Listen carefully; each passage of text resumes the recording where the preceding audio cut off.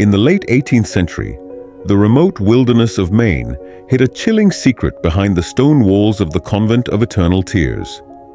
For over 20 years, 3 women, posing as Anglican nuns, operated a supposed religious sanctuary near the coastal town of Millbridge. Over 600 women entered seeking spiritual healing, but fewer than half returned, and those who did were profoundly changed.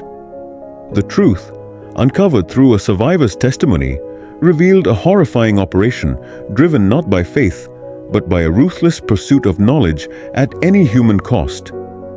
In 1798, Mother Superior Agatha Ashford, Sister Prudence, and Novice Temperance arrived in Millbridge with a wagon full of medical supplies and forged letters from English church officials. Claiming to flee religious persecution, they purchased 200 acres of remote forest and built a fortress-like convent with thick stone walls, small high windows, and an expansive basement designed for more than storage. The trio, later revealed as expelled physicians Dr. Agatha Brennan, Dr. Prudence Ashford, and Dr. Temperance Ashford, used their false identities to conduct unauthorized human experiments under the guise of spiritual healing. The convent attracted women deemed problematic by early 19th century society: rebellious daughters, defiant wives, and those with inappropriate intellectual or emotional behaviors. Families paid steep fees, up to $500 for comprehensive reformation, for the sisters to cure these women through Christian discipline. Dr. Samuel Hartwell, a local physician, endorsed their methods, receiving payments and access to their research in exchange for referrals and supplies. The convent's true purpose was far darker. The Ashford Sisters conducted systematic brain surgeries, including primitive lobotomies and trepanations, to alter personalities, suppress memories, and enforce compliance. Sister Prudence, a skilled surgeon, performed precise cranial interventions, while Temperance developed psychological conditioning through isolation, starvation, and sensory manipulation. Their meticulous records documented procedures on over 400 women, with preserved brain specimens and detailed surgical notes revealing a chilling scientific approach. In 1703, a trapper named Thomas Brewster witnessed a nightmarish scene through a basement window.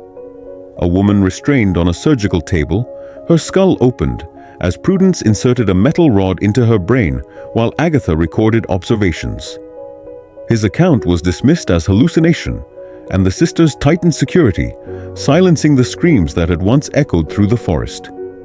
The convent's downfall began in 1819 with Sarah Whitman, a 24-year-old woman committed for bearing a child out of wedlock and refusing to name the father. Educated in medical texts, Sarah recognized the signs of brain damage in other residents: scars, vacant eyes, and altered personalities. Resisting the sisters' harsh conditioning, she documented her observations on scraps of paper.